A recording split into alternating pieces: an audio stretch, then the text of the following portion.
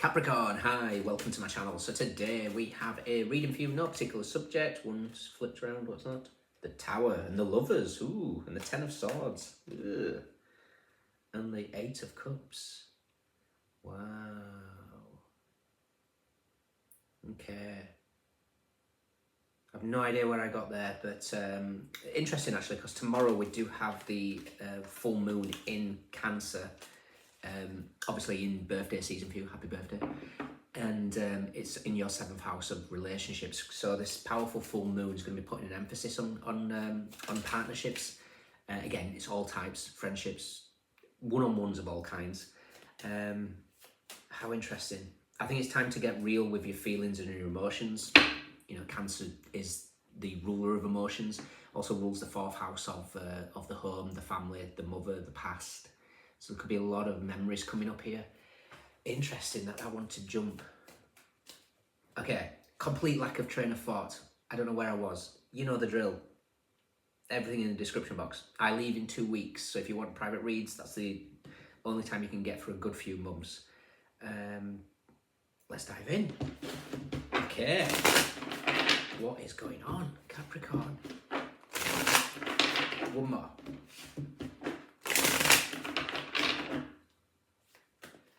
Capricorn, we have the sun. The sun is clarity. The sun is seeing something very, very clear. And it's interesting actually with the Lovers and the Ten of Swords next to each other. Oh, interesting. Right, we'll get to that in a second. Because the Ten of Swords is the sun in Gemini, so the sun hits the Lovers. This could be a realization about something here. This could be recognizing what it is that you want, honoring your own emotions. This could be wanting to start this fresh birthday rebirth. You know, we're at the beginning of the year. I'm a very connected to the wheel of the year.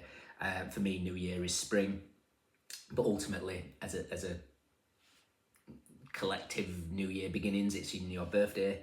So it's all about embracing this new start. Interestingly though, so I don't know how you're going to see this. So I'm drinking Tulsi tea. And Tulsi is a wonderful holy basil. It's a wonderful energy of abundance, represented by Goddess Lakshmi, the goddess of prosperity, wealth, abundance. And I didn't notice this, but on the, I don't know how much you can read there, it comes with a little quote, and it says, "What you seek is seeking you." And I thought to myself, I've never noticed that before. It must always land on the blank side. And I've never noticed there's little messages. So what you seek is seeking you. Now, at first I thought, oh, it's, you know, it must be generic. So I went and grabbed another, I've not used it yet, it's there waiting. I went and grabbed another tea bag to open it, and it was a different quote. It was something about now is the time or something like that. But ultimately what I'm getting at is that was a specific message, and I noticed it right in your pre-shuffle. So what you seek is seeking you in some sense, whether this is your higher self leading you to the right partnerships. It could just be this next stage of your life needs, it almost needs like a big deep breath, a release, and go, okay, let's get real. What do I want? What do I feel? Let's honour my emotions. Interesting. What do we know? What don't we know? We've got it all already. Lovers, Ten of Swords, Sun. So there's like a new beginning coming, but sometimes we have to say goodbye to something. Could be an old habit, old outlook on relationships. It could be a version of us that doesn't exist anymore, but for some reason it's still lingering. Recent past, it's the same cards that were jumping. Interesting. Advice.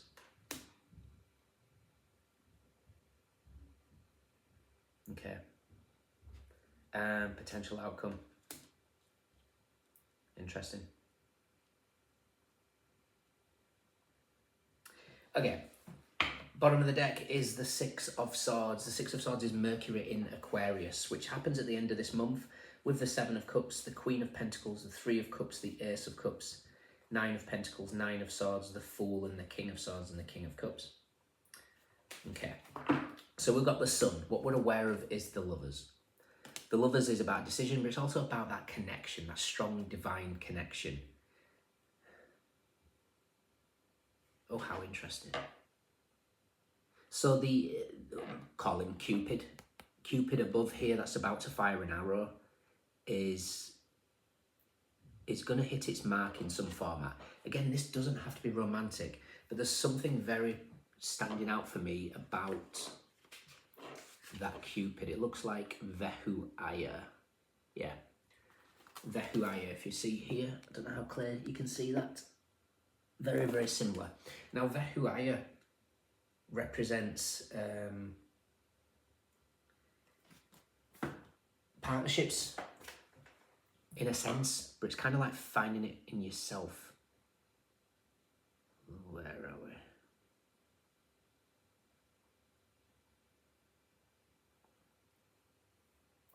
To know, one must exist. To exist, one must know. The angel of new beginnings, deep will, and the transformation of depression. Okay. Love like it's the first time. There's something very...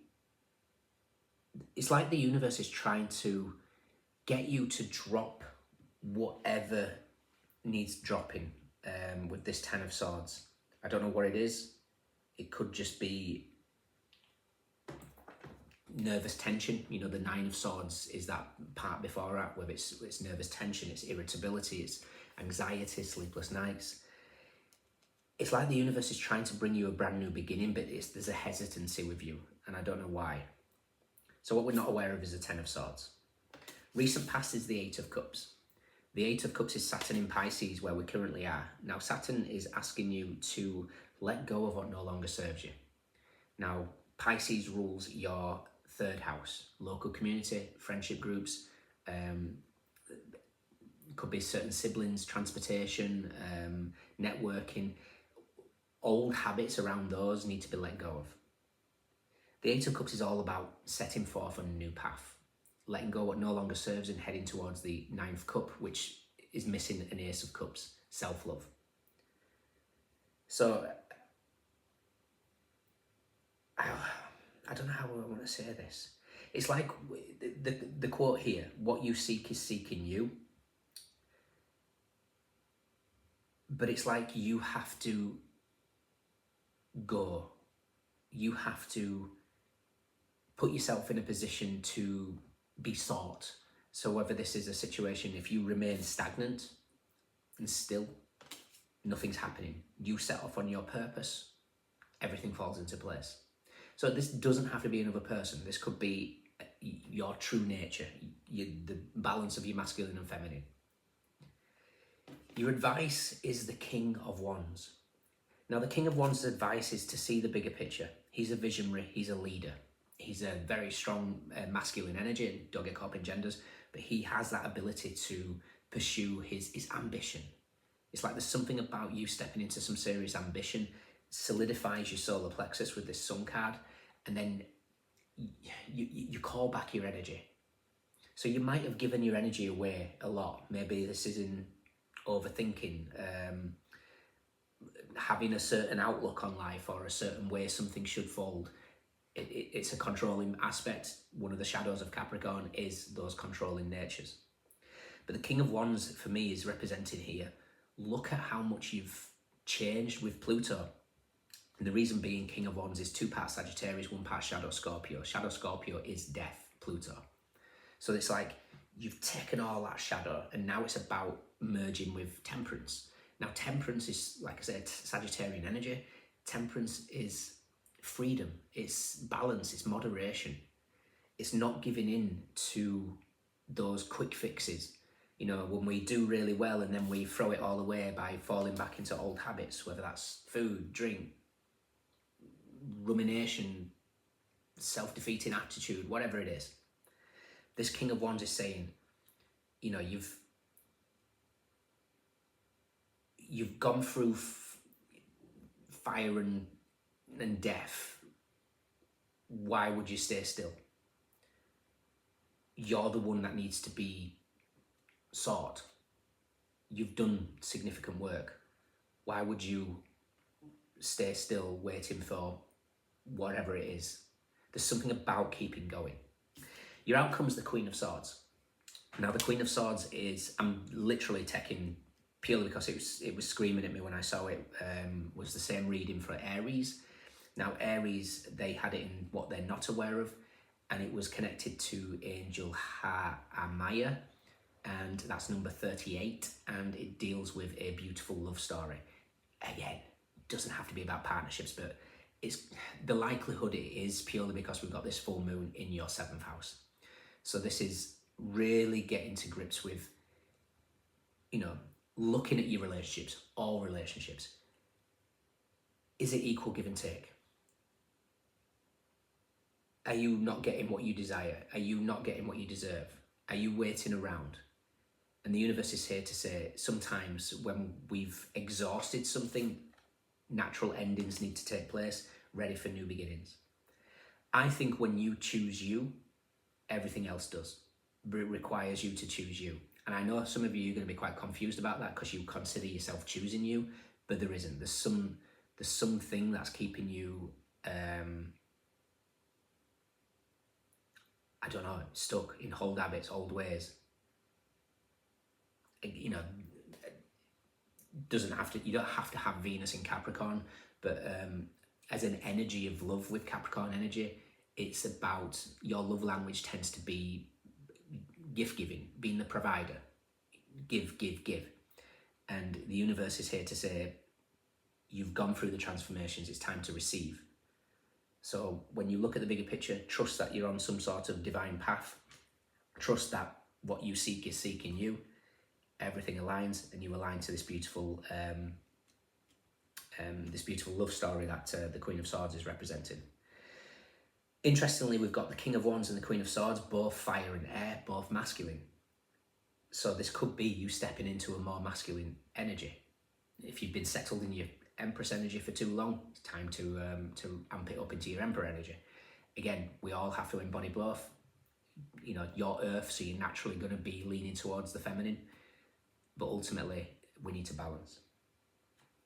Interesting. I want to see where the Death card is, as well as Temperance.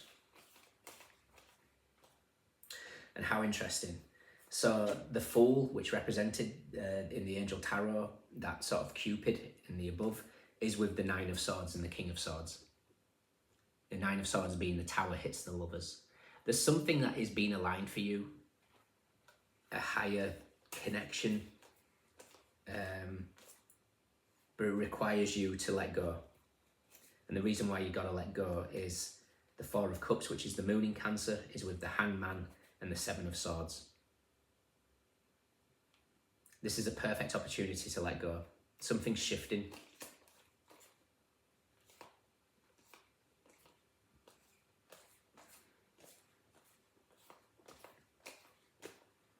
Towers with the Wheel of Fortune, wow. And the Six of Wands, the other side of the tower. That's a very humbling experience. Interesting. There's going to be a turn of events, and you're being asked to, I almost want to say, it feels like you've got to let go. You've got to leave a situation. Like I said, Eight of Cups and the Six of Swords is literally a journey.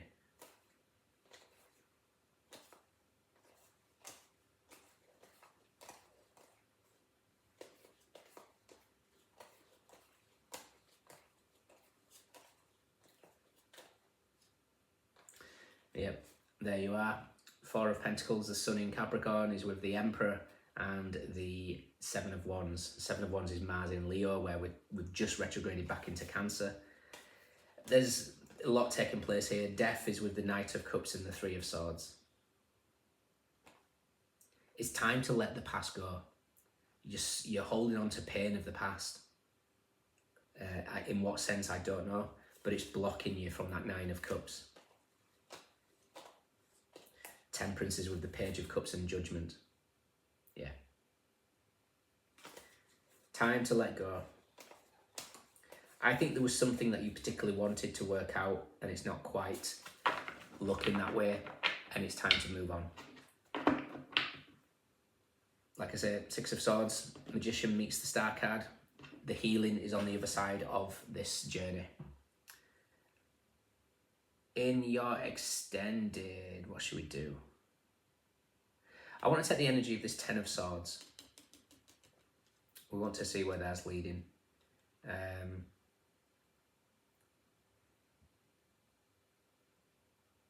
And it's going to allow you to recognize what needs to be let go of. Okay. If you can join me, fantastic. If not, let me know if it resonates. We have Gemini, Sun in Gemini, Saturn in Pisces, Mercury in Aquarius, Venus in Scorpio, Mercury in Cancer, Venus in Virgo, Mars in Gemini, Gemini Aquarius, Saturn in Taurus, Moon in Aquarius, Moon in Cancer, Pisces, Cancer Pisces, Mars in Scorpio, Venus in Aries, Mercury in Virgo. Cups, Wands, Swords, Pentacles, everyone's here. Those of you stand out. Okay, let me know. Take care. See you soon. Bye.